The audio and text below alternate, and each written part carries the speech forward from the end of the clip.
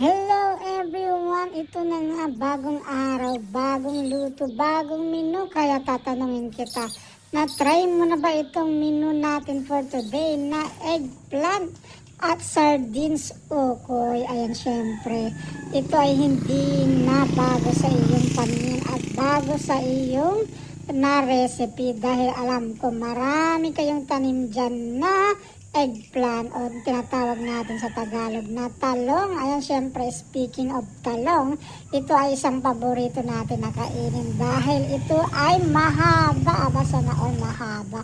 Hindi lang yan, hindi lang mahaba. Ito ay makatas. Aba, sana all makatas. At syempre, napakasarap dahil mataba. Aba, sana all masarap na mataba.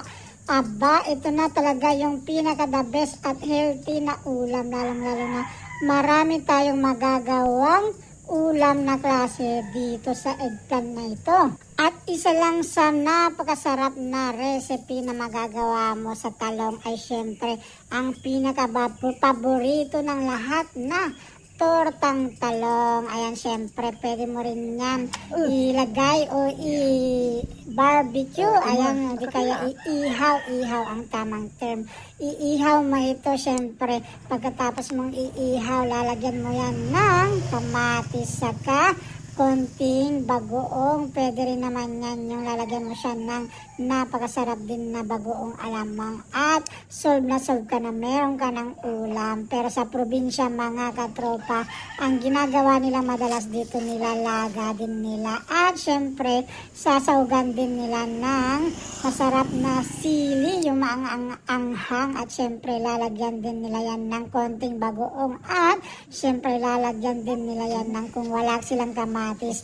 Ang isang pangtapat nila dyan ay suka na pampaasim. Solve na sila. At dahil talong ang pinaka main ingredients natin ngayon, mga katropa, ito na yung mga sangkap, ilalatag na natin. Meron tayong talong syempre at sardinas. Ayan, syempre meron din tayong itlog dyan at meron tayong flour. Ayan, ito yung gagamitin natin mamaya at isasahog natin sa ating gagawin na ukoy na sardinas at syempre talong. Ito ay kakaiba dahil pag sinabi mong ukoy, iba yung iniisip mo na ingredients. Syempre, pareho lang din naman ang proseso ng paggawa ng ukoy. Pero dito, ang sangkap na gagamitin natin, syempre, eggplant o talong at syempre sasawgan natin yan ng sardinas. Ayan, para makatipid-tipid tayo. At syempre, maiba naman yung ating ulam. So mga katropa, ang una nating proseso, ayan, hinugasan na natin yung talong na yan. At syempre, hihiwain natin yan ng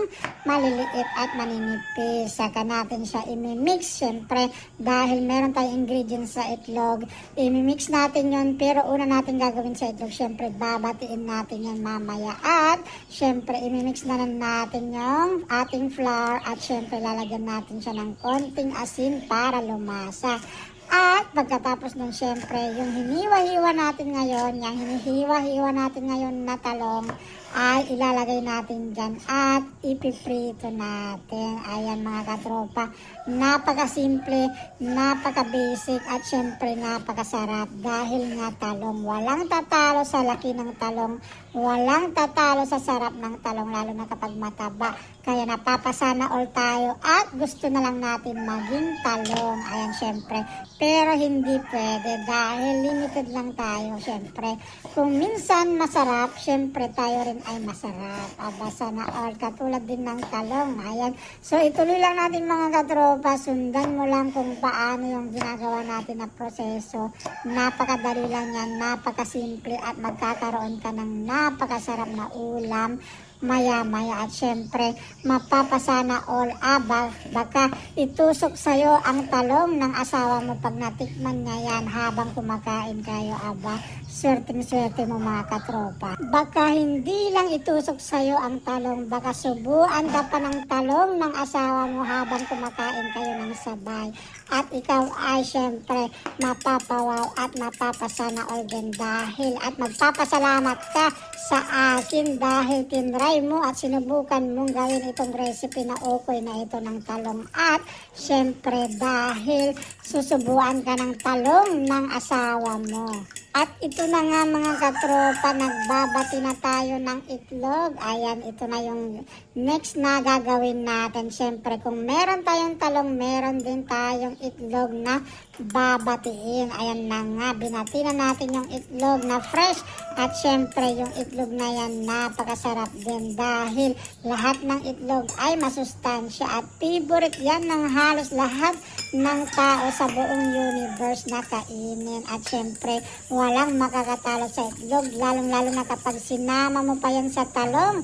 Ayan mga katropa, nilagyan na natin yan ng asin at kanina napansin mo, nilagay na natin din yung flour na ating pang-mix at syempre yan yung magiging ukoy mamaya kasama ng ating sardinas na dudurog-durugin natin. Ayan, hindi tulad ng jowa mo na dinurog ang puso mo noong Valentine's at sawing-sawi ka. Ito, napakasarap din dahil ang gagawin lang natin napakasimple, dudurugin natin yung sardinas. Ayan na nga mga katropa, ganyan yung pagdurog na gagawin natin. Gagamitan natin ng tinidor at syempre dudurugin natin yan at yan ay imimix natin mamaya sa ating syempre binating itlog. At syempre hindi ka dyan masasaktan kahit na durog ka na dahil yan ay sardinas, pagkain yan. Hindi yan yung ginawa sa'yo na pagdurog ng puso mo, ng jowa mo at na pagkatapos kang gamitin, pagkatapos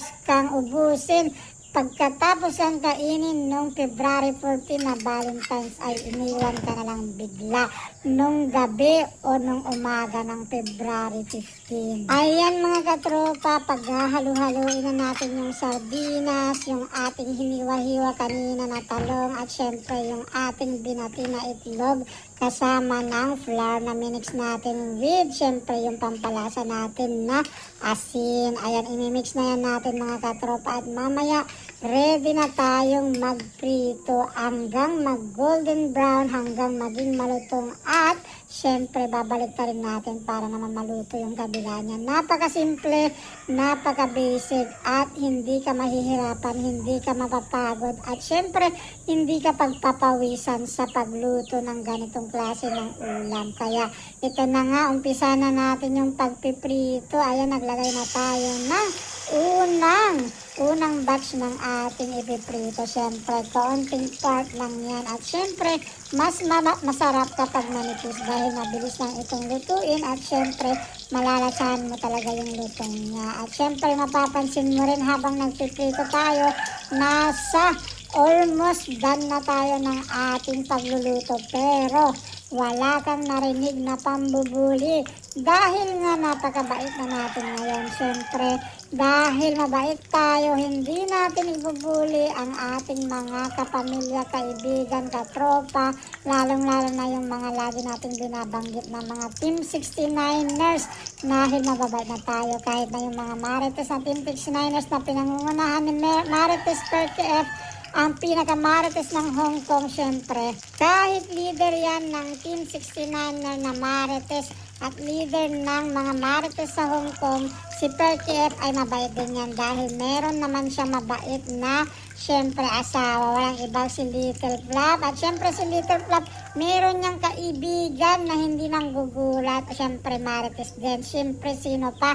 Si Eric Kid Story. At syempre kapag narinig mo ang pangalang Eric Kid Story, syempre laging kaakibat niyan, mapapansin mo, Viva Mascarados Vlog. Ayan, kasi yung mga yan Marites yan. Kapag narinig mo naman yung Viva Mascarados Vlog, syempre yung edad niya, ay nabubulol tayo. Syempre ang edad ni Viva Mascarados Vlog, hindi na rin nalalayo yan. Kaya lagi mong maiisip si Josepina Adami 18. Ayan yung Team 69ers na pwede kang asbaran sa kanyang live stream. Syempre lalong-lalo na kapag hindi ka dyan nag-behave.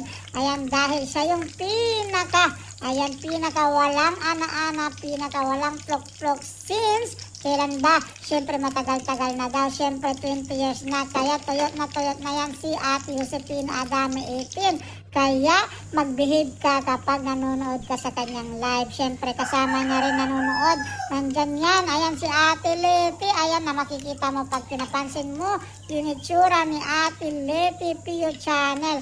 Alam na alam mo sa kanyang ngipin, mapapansin mo na siya ay marites din ng Hong Kong dahil natanggal ang kanyang ngipin kakamarites niya. Siyempre, pag nakita mo yan si Ate Liti Pio Channel, mapapansin mo rin yan si Jo Michelle Vlog. Ay nako, marites yan sa pagluluto. Kasama niya siyempre yung mga mahilig kumain na hindi yung mahahalata sa katawan. Si Debres Dabab at si Rizkyao, lalong kasama niya dyan si GT Vlog at syempre si Marjo Mix TV. Syempre, ang Marites of the Year na awardee noong 2024, walang iba si Rodis Adventure. Kapag kumanta yan, aba, pakantahin mo na lang ng English, wag Tagalog kasi baka maging English yung Tagalog. Aba, syempre, kapag sinabi rin natin mga Marites, nandyan din naman lagi yung mga team ng mga Arenola. Ayan yung mga Thunders na may backpack na Arenola. Ayan, sino-sino sila? Siyempre, kaunti lang naman sila dyan. Dahil nga,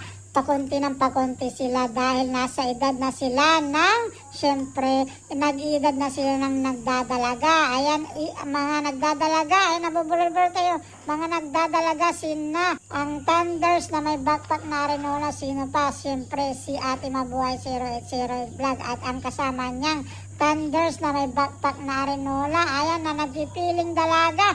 Walang iba kundi si The Survivor Grandma. Ayan na may laging daladalang lagayan ng pagkain. Yung bag niyan, lagayan ng pagkain yan kapag syempre mag-aanak siya bilang magnininang pala siya. Ay nabubulol-bulol tayo. Syempre hindi naman mawawala ang ating kapamilya na Musang Celtic na Colbert family. Hindi natin sila ibubuli dahil nga mabait tayo, pero syempre babanggitin natin kasi nga nabanggit natin yung mga Marites na nauna. Kasi speaking of Marites, syempre hindi mawawala ang Musang Celtic na Colbert family, lalong-lalo na yan si Inang Kakudapom, ang leader ng mga Marites, at syempre sumusunod-sunod sa kanya, laging nakahawak sa kanyang palda ang gusgusin. Ay, minsan gusgusin hindi naman yata, pero tingnan natin si Tita Ad's Diary at si Tita Katya Life in Lebanon at si Tita Lailani Salbag, si Rani Vlog. Syempre yan yung mga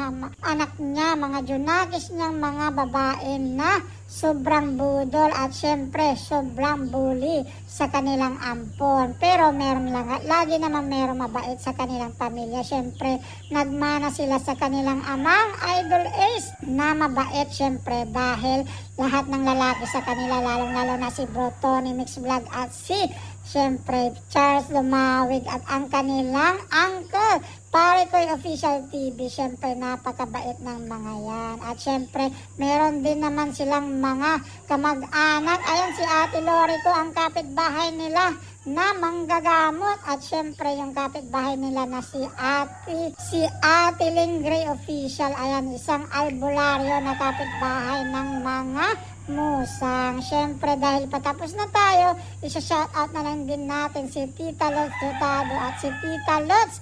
Ayan, yung 6-bomb dancer na napariwara dahil hindi na natin sila nakikitang sumasayaw. Baka nga napunta na sila sa mental na pariwara na sila.